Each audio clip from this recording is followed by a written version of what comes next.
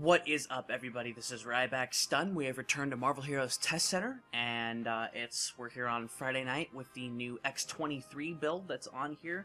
Now, the reason why I'm doing this now, very early in the system, in the process, instead of much later, or less earlier than usual, is that I will not be here for the entire weekend. So this video is going to go up. I'm not going to be able to make any changes, make any things. If something's, per usual, something significant changes, I will update the annotations or make another video if absolutely necessary.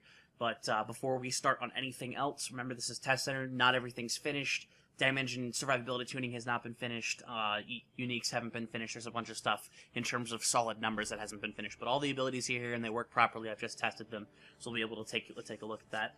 First things first, as always, we're going to take a look at her hero synergy system, which X-23 at 25 is going to grant you plus 3% dot power damage, which is pretty darn cool.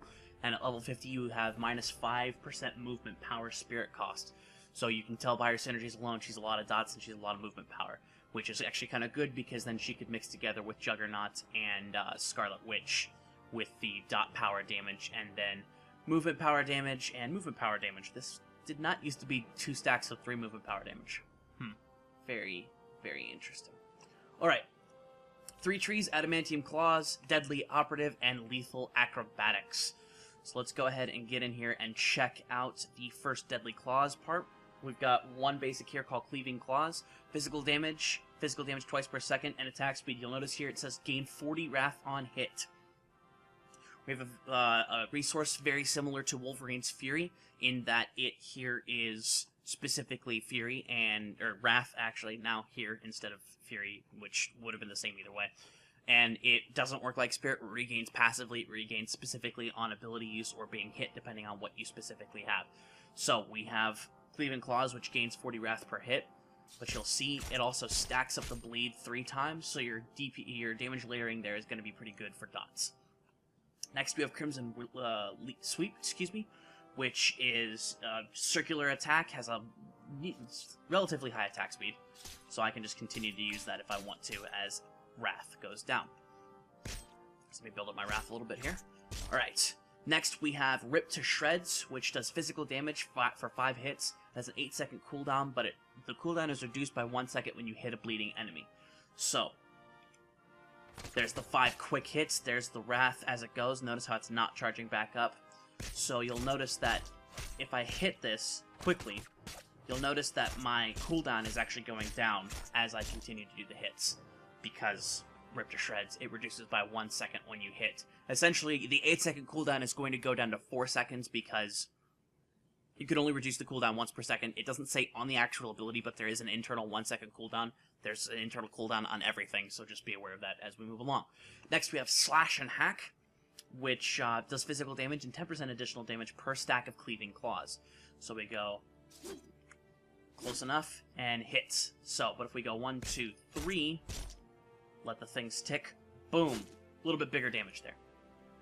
Next, we have Bloody Harvest, which is a ongoing attack, which does physical damage twice per second, and the crit damage rating for this is increased. So let's go maximum thing here, and just show you, it's a leap, it spins, attacks, it does take the damage off, but she does, excuse me, the Wrath off, but she does do her damage there the way that she should. Next we have Disembowel, has a nice big physical hit, 2 hits, has a high Wrath cost, 12-second cooldown, but it consumes all stacks of Cleaving Claws to reduce the cooldown by 2 seconds per stack. So the 12-second cooldown will go down to 6 seconds if we hit with a full stack of Cleaving Claws. But here is the regular Disembowel attack, some decent damage there. Remember, damage isn't tuned yet, so for the physical ability as it stands, it was pretty good. I'm going to go ahead and stack up some things here while restoring my Wrath there, and then I'm going to hit it again. So notice how it was 6 seconds, and now it's 4, 3, 2, and then boom. Last ability we have here, even though there's an extra ability on the bar, this is in another tree. Seeing Red, click it and it restores 100% of your maximum Wrath. Your buff effect is damage rating, crit damage rating. You restore 10 Wrath each time Cleaving Claws bleed damage takes effect. The cooldown of your Dancing Blades is reduced by 5 seconds when you hit with a Rip to Shreds or Disembowel. So the Dancing Blades, I believe, is on it's in the 3rd one? No, it looks like it's in Yeah, oh, that's your signature in the next tree, which we'll show you here soon. But you get to reduce each time while it's active, so every second you'll be able to reduce it by 5 if you hit with Dancing Blades. Excuse me, if you hit with Rip to Shreds or Disembowel. So Rip to Shreds is the single target attack, and then Dancing Blades... Excuse me, Disembowel is the same thing we saw earlier. So, sorry, it's a little late and I'm tired. Next tree is the Deadly Operative tree. We have here a passive effect called Heart of the Beast. You gain 25 Wrath when struck. You are able to see enemies on the minimap. Maximum health increased and you regenerate a certain amount of health per second. When you're below 50% of your maximum health, you regenerate more for 2.5 seconds. Cooldown is 15 seconds. And it is also your active cooldown immunity. Crowd control breaker. CC breaker. There we go. That's the word I'm looking for. So that's what it looks like. Boomhauer. That's all that. That was a squirrel girl symbol in the corner there. Next, we have Graceful Maneuver, which is her get around. It gives you attack speed and movement speed by 10% for 5 seconds, and it gives you some dodge rating. So there you go. And you kind of move around. That's what you do to... And she doesn't need a bike or anything. She's just going to roll because that's what she does. Which is actually kind of cool. I like the fact that I'm going to be like old school Cyclops and just roll around disrespecting people left and right. The next two abilities we have are toggles. One is called Fluid Stance. While toggled on, your dodge rating, crit hit rating, and damage rating for movement powers is increased. Your Twirling Lunge has no fury cost. It should actually be Wrath. And when you use a movement power, you and your allies gain power. And while this effect is active, Lethal Claws and Capera reduce the cooldown of Cyclone Click by 1 second per hit. So that's pretty cool. The next stance is Ferocious Stance. While toggled on, you get crit hit rating. You get damage rating for damage over time powers. You regenerate health when you strike a bleeding enemy. Your Crimson Sweep and Bloody Harvest apply stacks of Cleaving Claws bleed effect, and it increases the bleed duration of Cleaving Claws by 3 seconds. And when you crit hit or brutally strike, you gain accuracy, increasing your crit hit rating and crit damage rating. So if you want to go movement, you go Fluid Stance. If you want to go dots, you do Ferocious Stance. I think if I end up picking up X-23, I'll end up using Ferocious Stance. Because dots, and more dots. Next, we have Dancing Blades here. Now, this is very much like Moon Knight and Wolverine's signature, but you move around a little bit more. It is a movement power, but it's also a bleed power, so you can take it in both builds. It can be activated up to 6 times in 15 seconds. It does physical damage and physical damage over time. The damage over time effect from this power counts as 3 stacks of Cleaving Claws. Cooldown is 30 seconds, and you get more from Trigger Sense. So, 1, 2, 3, 4, 5, and 6. So you get to do a nice section of damage around an area. It does apply the bleeds for 3 seconds, I believe it was. Yeah.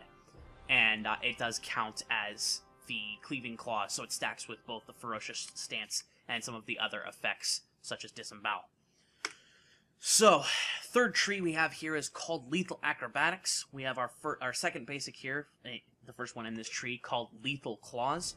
That's physical damage. Damage is 50% for 10 seconds after you use a movement power.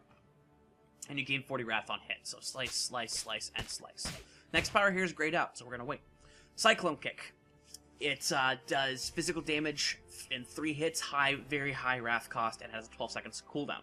So, but remember that one of your trees, yeah, here we go. The Fluid Stance, when you use a movement power, when you use a movement power, you gain the power, and then as you use Lethal Claws and Capernia, you reduce the cooldown of your Cyclone Kick by 1 second. Here is Capernia. It's another one of those gain 50% damage when you use a movement power. So here's that attack. We also have Twirling Lunge, which is an actual lunge attack that spins, knocks down enemies, does physical damage, and it costs a decent amount of Wrath. So there's that. But it just activated this power called Open the Jugular. It can only be activated within 3 seconds of using a movement power. It's high physical damage. It has an Execute, and its cooldown is 4 seconds. So we're going to go ahead and use Twirling Lunge again, so we can show you. Boom! There's the Jugular. Oh, and it actually managed to hit these two guys around here, too. It's pretty cool. And you'll notice in the right-hand corner, we've got Lethal Claws and Capernia. Damage is increased while that is active. Next, we have Rending Leap, which is just a leap that does physical damage and costs a relatively medium size of Wrath. Boom! Does hit an area effect, where I believe Twirling Lunge does too. Does it? It's a much smaller area effect. You can go in 2 shots in order to do it. Whereas with the Rending Leap, it just goes and hits at the end of it instead of during the actual lunge. So there's all that. And the last ability in this tree, we have Whirling Dervish. It also restores 100% of your maximum wrath. Its buff effect is damage rating, crit damage rating. You restore 50 wrath when you activate a movement power. The cooldown of your dancing blades is reduced by 5 seconds when you hit with a cyclone kick or an open the jugular, which is... Cyclone kick is this, and open the jugular is that attack. So that'll allow you to reduce the cooldown of your dancing blades, which is your signature once again when you use the movement power, those specific movement powers. Now, what it looks like X-23's build is about is this signature. It's using it as often as possible. Her build seems to be very combo-based. So what do I mean by combo-based? Well, pick a toggle. We're going to pick Fluid Stance. It's the dodge rating, the crit hit rating, this is the movement one. So while you're using Lethal Claws and Capernia, while this effect is active after you use a movement power, which should be pretty much every time you activate it, you reduce the cooldown of your Cyclone Kick by 1 second per hit, which your Cyclone Kick is one of the main things while Whirling Dervish is active that will reduce the cooldown of Dancing Blades by 5 seconds. So you open up with Dancing Blades, make sure you have your Fluid Stance on, you use your, after you use as much wrath as possible with some of your abilities, you pop the Whirling Dervish to get the extra damage, including restoring your wrath as you do it, and then you continuously try to spam Cyclone Kick, a movement power such as Twirling Lunge or Rending Leap, and then open the jugular as well to be able to reduce the cooldown of Dancing Blades from 30 seconds to as low as you can possibly get it to be able to spam that again. X-23 looks like she's designed to be a very, very fast character that's supposed to combo up all of her abilities, and it looks like she might actually have a very high skill cap when it comes to using her, which if somebody immediately says she's bad and she's not good, they're probably not using her right. So last but not least, in the power here, we have Trigger Scent. It says double attack speed and the buff duration is 20 seconds. It says inexplicably become exposed to your Trigger Scent, which causes you to completely lose control and explode into a ferocious crimson blur of death. Which, I feel like double attack speed, maybe it is just like Wolverine's. Let's find out.